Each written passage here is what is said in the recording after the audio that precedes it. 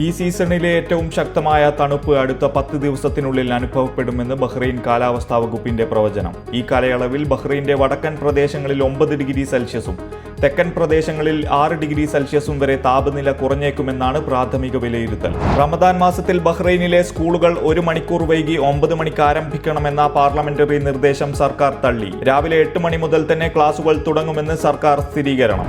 West റിഫയിൽ സുരക്ഷാ പരിശോധന ശക്തമാക്കി സദേൺ ഗവർണറേറ്റ് പോലീസ്. രാത്രിയിൽ അനധികൃതമായി പ്രവർത്തിക്കുന്ന വ്യാപാര സ്ഥാപനങ്ങളെയും റെസിഡൻഷ്യൽ ഏരിയകൾക്ക് സമീപത്തെ പൊതുശല്യങ്ങളെയും ലക്ഷ്യമിട്ടാണ് ക്യാമ്പയിൻ സംഘടിപ്പിച്ചത്. നിയമലംഘകർക്കെതിരെ കടുത്ത നടപടികൾ സ്വീകരിക്കും. ഇത്തരം പരിശോധനകളും സുരക്ഷാ നടപടികളും തുടർച്ചയായി നടപ്പിലാക്കുമെന്നും അധികൃതർ അറിയിച്ചു. ബഹ്റൈനിൽ 2024-2025 CBSE 10ാം തരം പൊതുപരീക്ഷയ്ക്ക് തുടക്കം. ആദ്യ ദിനം ഇംഗ്ലീഷ് പരീക്ഷ.